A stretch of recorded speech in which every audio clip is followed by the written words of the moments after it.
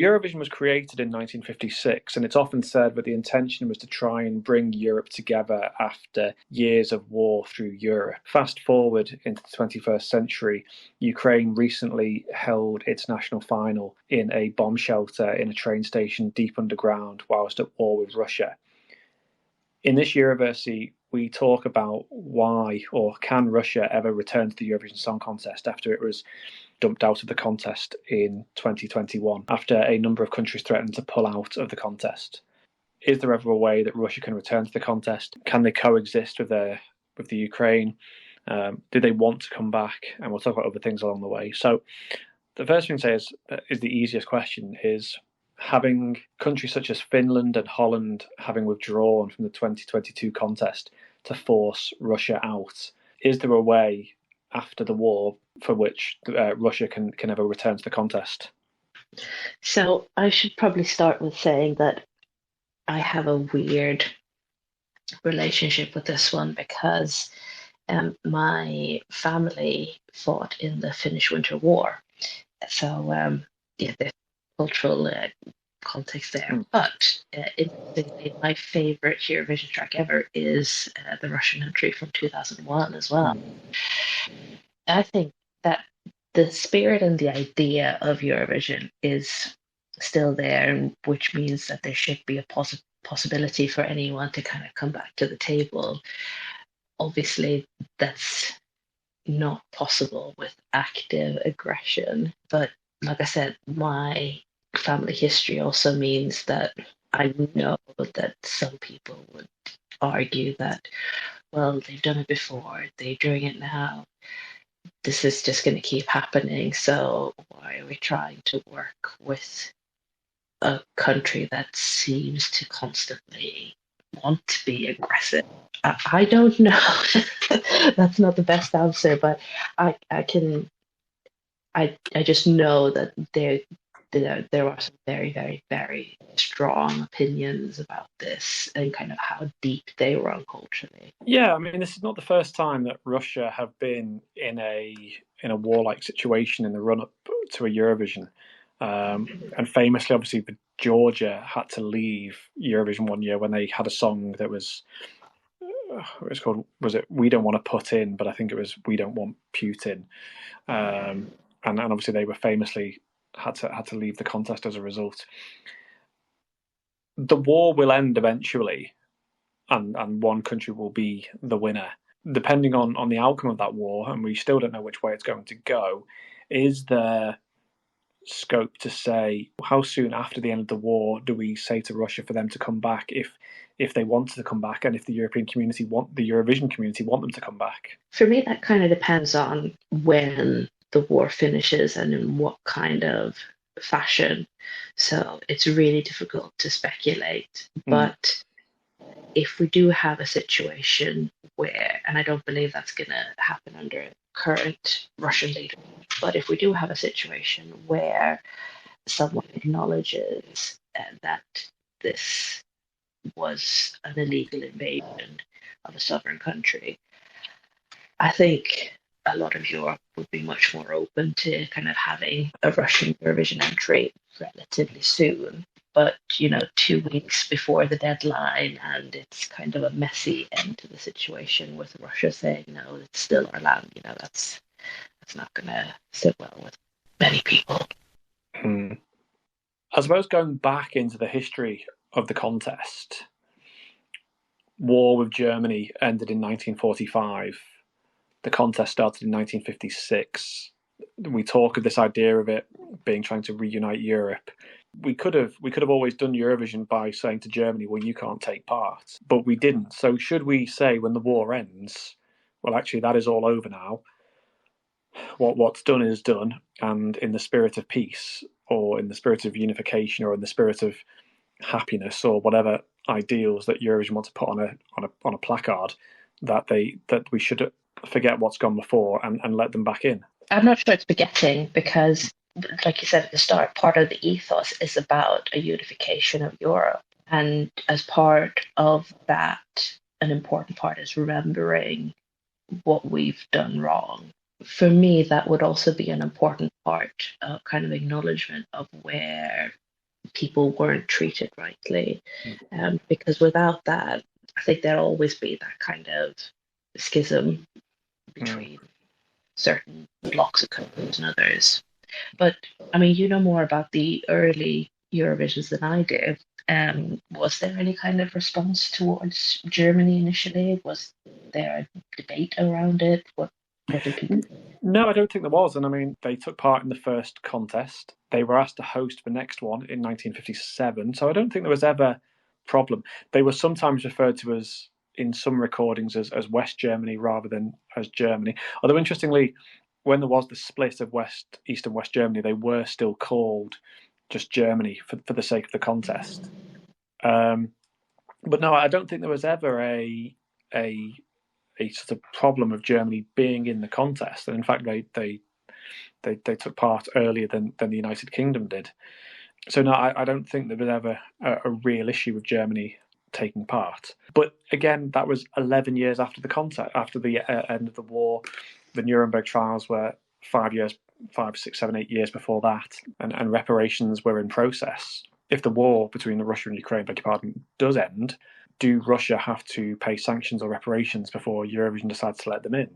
Are they going to be waiting 11 years? I mean, Germany didn't wait 11 years, but they were, because the contest was just started when it started. But at that point, things were sort of, a lot of issues from the war had been ironed out. I mean, obviously, this issue has been ongoing for quite a few years, but, we didn't take a stand to exclude Russia straight away after. Yeah. I mean, yeah, if I think back to what happened at the time, it took a lot of the threat of withdrawal from many countries. I think it was Holland and particularly Finland. I think Finland was the first country to say, if these guys take part, we are not turning up. And it was only after there were mass withdrawals. I think the UK were actually very slow to respond to it. And it was only when the EBU realised that many countries are going to not take part that they suddenly had to sort of cast Russia out of the contest. I think the EBU have always tried to say, look, this is not a political thing. And obviously there's lots of slogans that go out every year about how music is love and love is music, and share the moments and stand together and all of these sorts of things. It must have been the threat of many withdrawals that forced the EBU to say, look, you cannot come to this, rather than the EBU being disgusted with the actions of the country. Well, the EBU is an organisation, and should an organisation ever be disgusted or kind of express that kind of emotion, and that's not to say they should agree with what's happening, but it's still an organisation.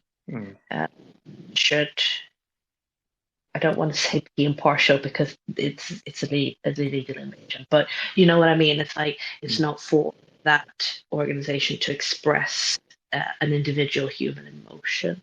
I suppose the problem was at the time that in terms of the rules of Eurovision, Russia hadn't really done anything wrong, in so much as they were members of the European Broadcasting Union. They were active participants. They had broadcast the contest a year earlier, and therefore were eligible to enter. And I'm not sure, but there was anything in the rules that talks about the idea of acts of aggression, meaning that you had to withdraw from the contest. No, but within this, there's obviously a lot of censorship going on within Russian media, and that's obviously problematic within a Eurovision standpoint. We can't censor whichever way we choose. It's a case of trying to have open broadcasting. Yeah. A really central component. And if we don't have that, suggests that we're dictating one narrative. It's a very roundabout diplomatic way of saying, well, you are doing something that you shouldn't be doing, probably, without saying that we're expressing that human emotion. But I still think it was the weight of other nations saying we will not take part if Russia turn up that made the EBU sort of disqualify them or say that they couldn't take part, rather than the EBU sort of saying that war disqualifies them from the country. Because bearing in mind, Belarus don't take part either now as a result, and again that was a sort of decision as a result of mass withdrawals from other countries. Do you remember what the final kind of few countries were, what the straw was for the EBU in terms of threats of withdrawal? I don't off the top of my head, but there was quite a few. I mean, I remember people were keeping track at the time of who was saying what. I think it was that what was happening was that some countries, such as Finland, were saying we will not be here if they are. Other countries were saying we are not happy that they're here, but didn't go as far as to say we will leave. And other countries said, well, we're just observing the situation. I think the UK were particularly slow to react and sort of said, well, we will see what's happening. And I think they were just going to see which way the wind blew before they made any decisions. I can't remember what the tipping point was, but I just remember at one point there became a large number of countries making a large number of statements, and that's what led to the EBU making their decision.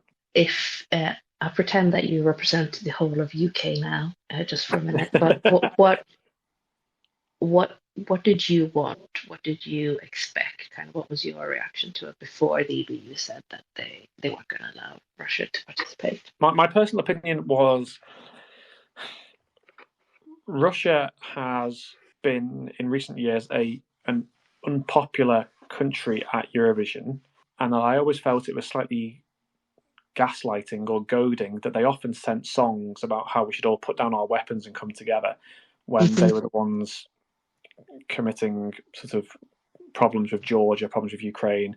The problems going on around the Crimea have existed for quite a few years, and then Russia will turn up and send some song calling for peace, and it always felt like we were being sort of gaslit a little bit.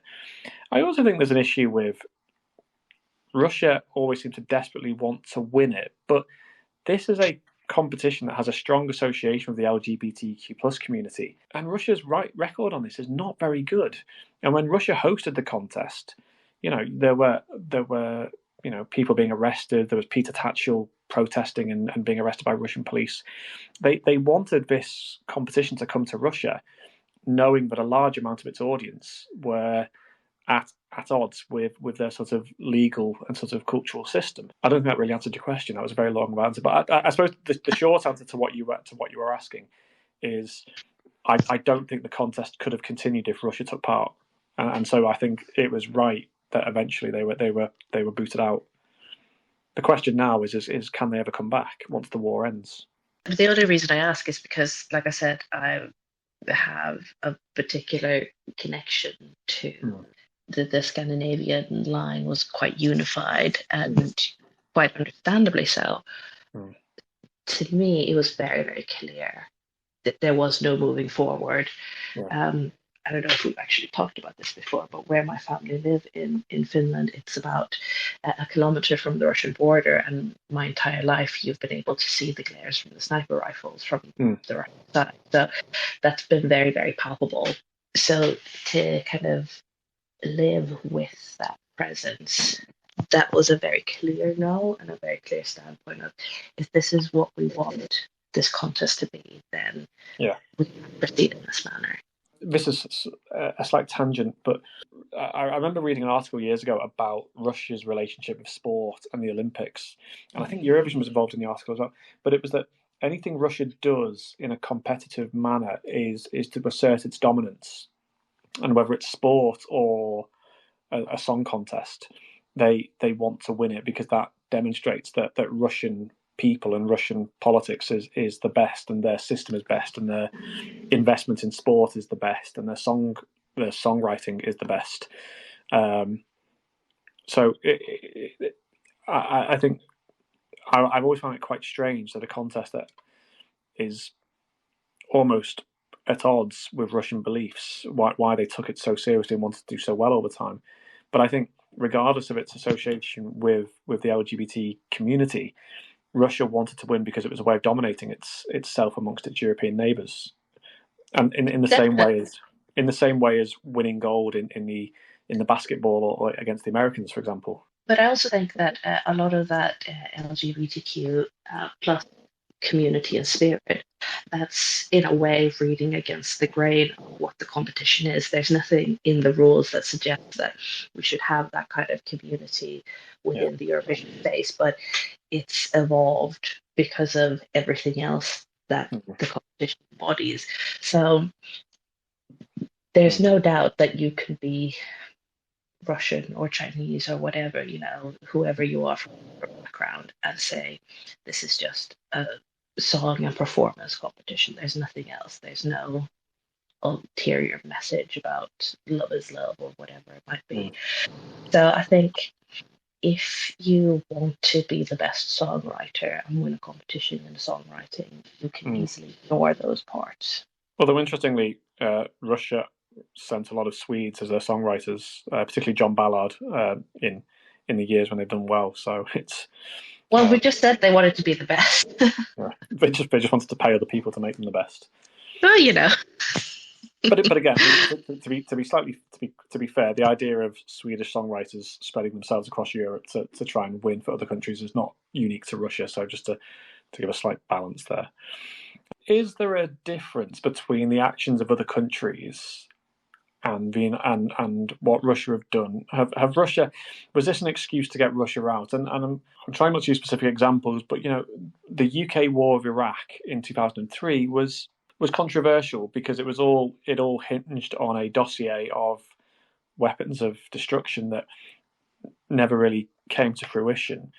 Now, often people say that the United Kingdom were punished that year with a nul point, but actually there was no one calling for the United Kingdom to be ejected from the contest as a result of what they were doing in Iraq. Was it because it was a different war, or was it because it was less cut and dry, or it was a non-European enemy? I think it comes down to all of the above, but particularly the fact that it was on your non-European soil. It meant it's easier to kind of push away and distance yourself. I think that plays into it a lot, because if you look kind of thematically with the songs, what was the year Electro Velvet represented the UK? Was that It was 2015. 2014? 2015. 2015. Ever since 2015, you've kind of had the thread of other countries, not Electro Velvet that year, but the other countries were very focused about this feeling of Europe, a feeling of something happening, and reclaiming a different identity. And I mean, beyond that, we've also seen the rise of populism, which is about kind of firming up a very, very particular identity. So I think Iraq felt very, very far away from. I agree with what you said, that Russia ignored the LGBT angle, I guess what you would call social justice angle, because just like with Azerbaijan, they wanted to use the contest as a tourism ad of the tourism ads. I mean, every country does it, but there are countries where you could just tell that it's a way of not necessarily visit us, but a way of like, we won, we were the best. So, and it's a way of asserting that we can put on the best show as well, isn't it? Yeah, we'll win it, and we'll do an amazing job. Yeah, because I think, doesn't Russia still have the biggest stage ever? I know they don't have the biggest venue. I think that was 2001. Yeah, but doesn't Russia still have the biggest stage with the LEDs ever? Like, I think they still have that. You may well be right there. That's conceivable. Yeah. When or how do we let Russia back into the contest? I honestly feel that I give it like 10, 15 years. I don't know why, but I get the feeling that... As long as that? I get the feeling because EBU will eventually... I don't know, like... I feel like at the end of the day, money talks, viewership numbers talk, and even if the contest gets popular, just looking on the map, it's like the biggest country... I mean, Russia is divided into Asia and Europe, but one of the biggest places in the continent is not participating. Doesn't, I don't know, like it kind of loses some bragging rights as a continental contest, so to speak. I suppose the other angle is that we have lost, is it 6 countries this year? We're down to 37. Is the EBU going to start saying, well, actually, Belarus and Russia should make a return because we are running out of people that can take part in this? I feel for now they're not gonna make a big bid for them to return. But I think part of it is because they know that some people want to return, but they can't. For example, the only thing keeping Bosnia from coming back is money. Yeah. Turkey the opposition basically said one of our manifesto goals is to come back to Eurovision. Luxembourg as well mentioned on and off that they want to come back or don't want. Yeah, I saw that this week as well, but there's a possibility that they may want to come back.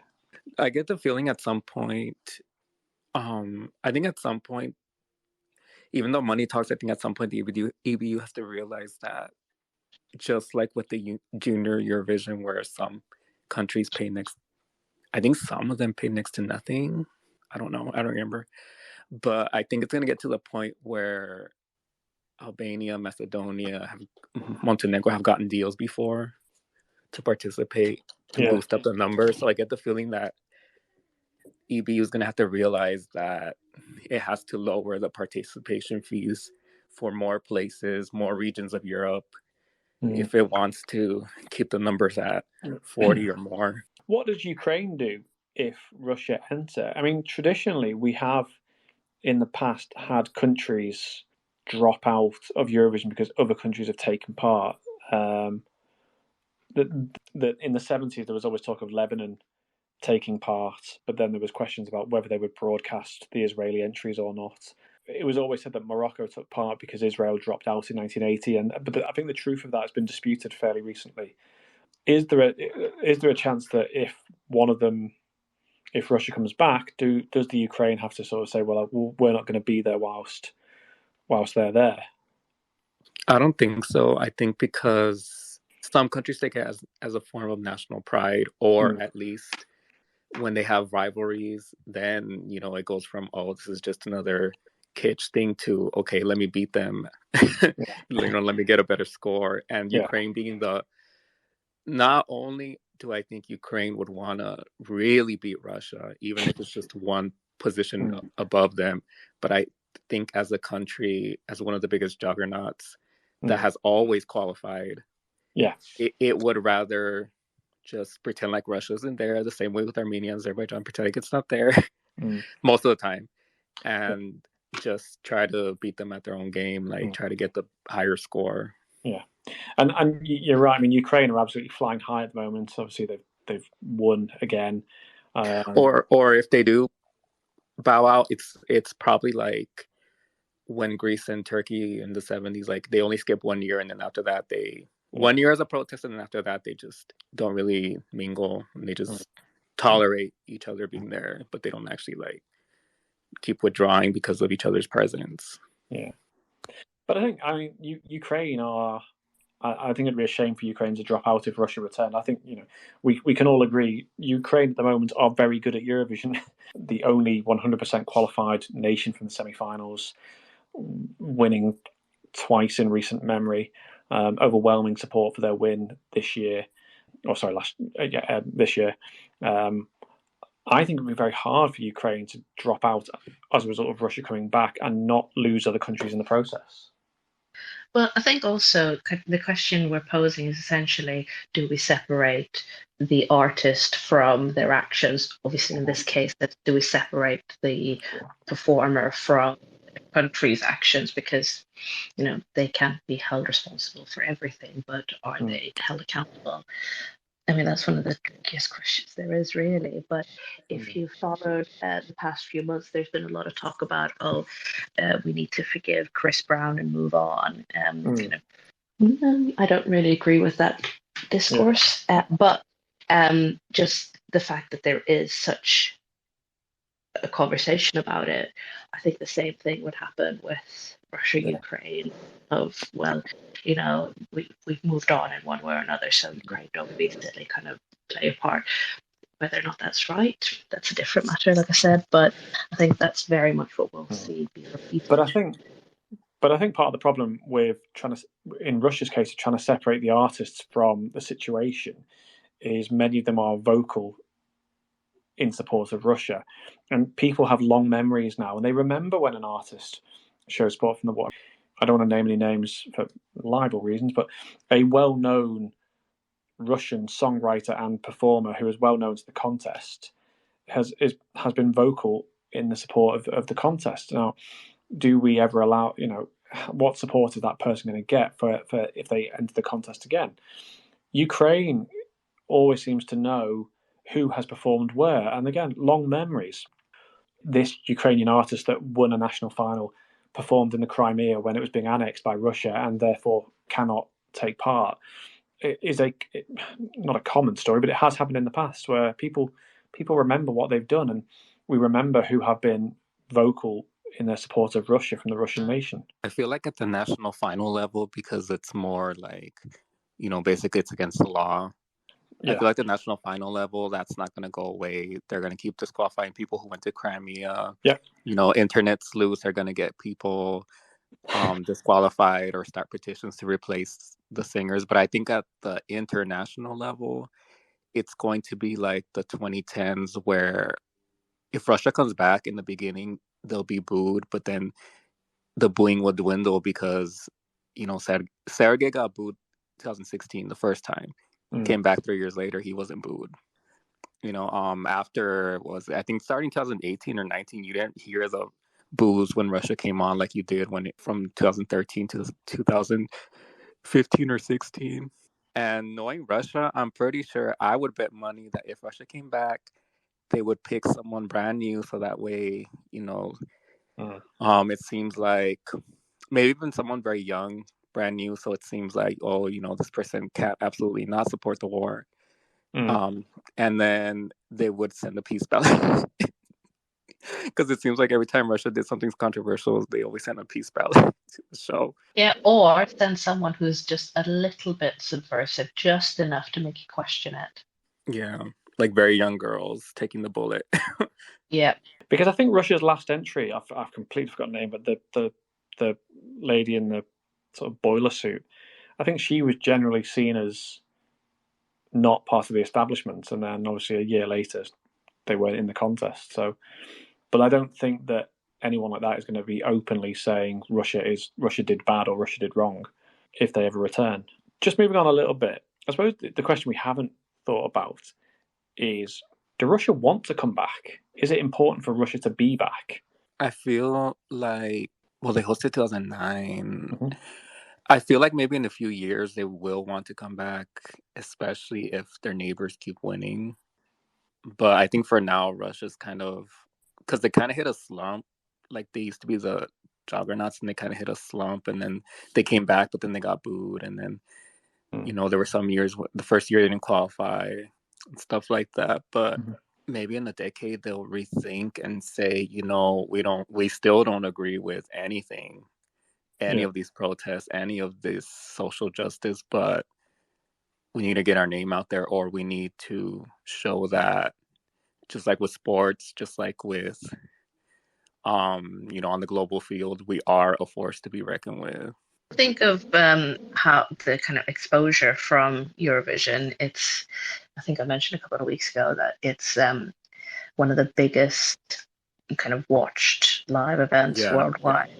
And the only ones that are bigger are live sports events like the Olympics. So I think that means something. And I think it would be kind of a nice boost to your ego to win again especially after a controversial invasion like the current one. Yeah, and I feel like, I've told my friends here, I'm from the US, so I told my friends here what a big deal Eurovision is, because a lot of people know they're never going to host the Olympics. They're never going to host anything FIFA related. So I think even if Russia does host things like that, they're not going to get as much backlash, I guess. They're still going to get backlash, but it's not going to be as big because, foreign media will just be like, oh, they're hosting a giant concert, even though that's not what the contest is. While if they were hosting a sports event, the media would jump on that and just be like, why are you giving it to these type of countries? So they would get backlash, but it wouldn't be as bad as sports events, and they wouldn't have to spend as much as sports events, because sports events last weeks, and most of their top athletes are currently still banned for all reasons. So that would be tricky. How can we separate? Can we separate the broadcaster from the government? Now, obviously, in the case of something like the BBC, obviously, the BBC is often accused of being the mouthpiece of the government, but it technically is a quasi-autonomous organisation. I don't know what Russia's one broadcaster has in relation to its government, but do we say, well, this is not the government entering the Eurovision, this is the broadcaster, and the broadcaster is sending a singer, and the singer is not the war machine. So do we try and separate one from the other? I mean, I know bits about the Russian broadcasting, not enough to kind of comment in depth, but the broadcasters that I do know much more in depth of, I wouldn't be able to separate them. Even like you say, if we think of it, the BBC, there is a vested interest, and it is a representative for what's happening. Same thing if you think about Scandinavia, there are ties. So I think some are more independent than others. Russia is one of those that's less so. So it becomes difficult. I mean, in an ideal world, the broadcaster would be completely autonomous, but that's not the way it is, even in very good situations. I'm going to move on to a slightly off-piste point, but it relates to fans of the contest in Russia. For those of you that don't know, there is a network of fan clubs, the OGAE, and they hold their own contests for fun between fan clubs. Usually each country picks a song, like a well-known pop song, and then they pick juries and they vote on it. This year, Russia's OGAE wanted to take part, and other fan clubs objected to their taking part. And in the UK, a ballot was actually held for whether the UK should take part if Russian fans decided they wanted to take part. And I think by at least 2-1, the UK fans voted that they should not take part if Russia take part. And it ended with the entire competition being cancelled. Was that the right thing to do?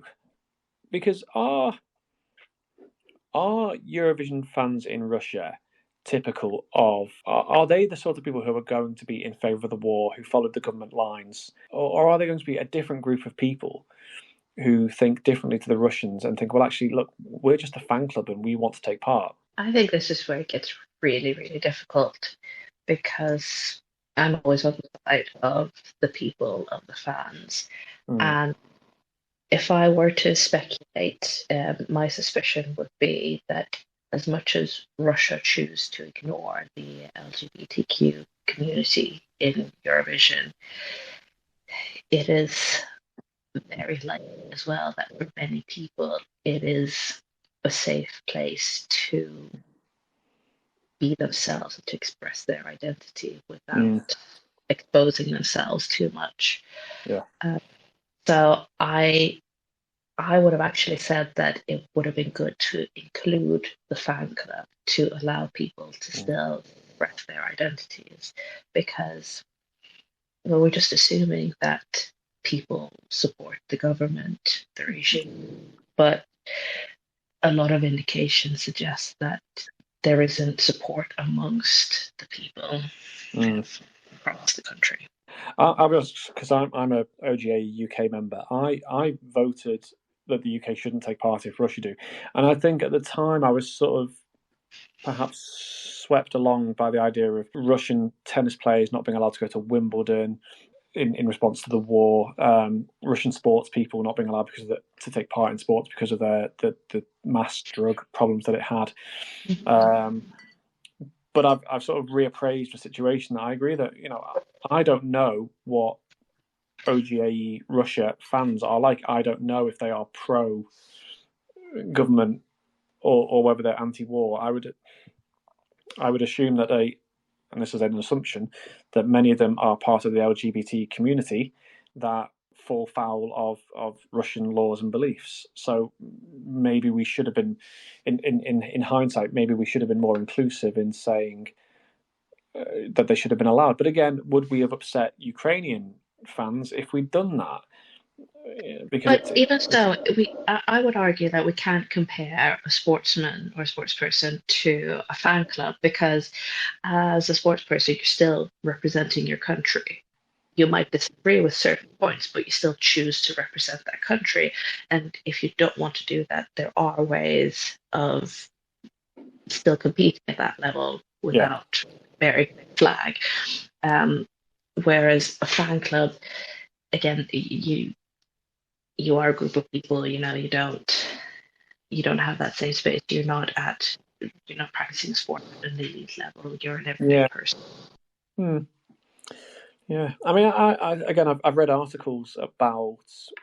I know technically it's a different country, but people in the USSR who liked Eurovision and watched it sort of via sort of the Intervision network or watched it in other ways, that they would do it in secret. They would keep scorecards and cassette recordings stored away in boxes because that they didn't want the regime or the whoever to find that they were in favour of this Western European competition. So I don't know. I think I don't know what the fans are like, but I have, in hindsight, I've sort of reappraised whether we should have banned them or not. But I think it was a well-meaning attempt to be sensitive to Ukrainian fans to say, well, actually, maybe we should just have a blanket ban on Russian people taking part in Eurovision-based things. Did Ukraine ever say that that's what they wanted, or the Ukrainian fan club? I'm not sure what they did. I'd have to check, but I don't think that they did. I think this was just a reaction to what was going on in the war. And again, I suppose it's that idea of separating the people from the war. And we've seen protests in Russia against the war, and we've seen people standing up to the regime. And we don't know whether OGAE fans in Russia were those people or not. I would assume so. But I would also say that popular culture, popular music in particular, is a very strong form of protest. We've seen that again and again. If we look at the USSR, have you heard of the bone records or the X-ray records? Yeah, so pressing records on actual X-rays, medical X-rays, and that's a way of getting music in, because that was a way of living and freeing yourself from a regime. So, with that background, again, I would argue let the people take part and let them express themselves and kind of music, because it has much more power than lots of people think it does. I agree with what was said. How I think they should be allowed to participate because most likely the people. People who are invested in Eurovision to be in a fan club, like not just casual viewers, but be in a fan club, most likely either are a part of the LGBT community or they're not gonna openly support it, but they're not gonna be against it either, because it's been obvious that Eurovision has stood up for certain ideals or has, put them front and center for 10, 15 years now. So, I mean, they know what to expect, basically. So I would be against banning the OGA club. I mean, I understood Ukraine's reaction to it, but I would be against banning just because the fans are Russian, that they can never participate in anything. I'd be against that. Because like you guys said, you don't know who these fans are. They might be anti-war, they might be LGBT, they might be all these things that the government isn't necessarily in favor of. So that's their way of protesting. That's their way of coming together with other parts of the world. Yeah. So why do you think so many UK fans, when it was put out to ballot, didn't want to take part if Russia was there? Was it to punish Russia, or was it to show solidarity for Ukraine, regardless of who was actually in the fan club in Russia?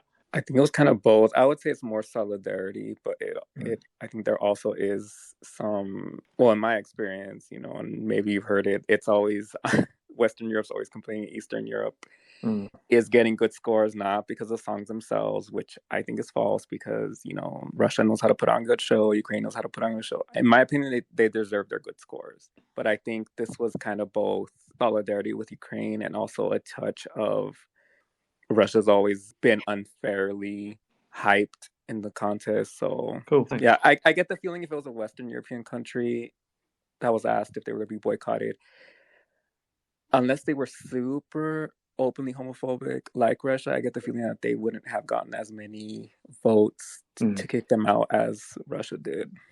But again, I mean, it's hard because we haven't really had a situation where a country has declared war on another country. Obviously, we had the UK had Iraq, but I can't think of any other. My geopolitical history is poor, but I can't think of any other countries recently that have sort of declared war within the sort of Eurovision community. And that was the main reason why it was done. Thanks everyone for taking part. Enjoy your breaks, and we'll be back in the new year with another topic. Cheers, everyone.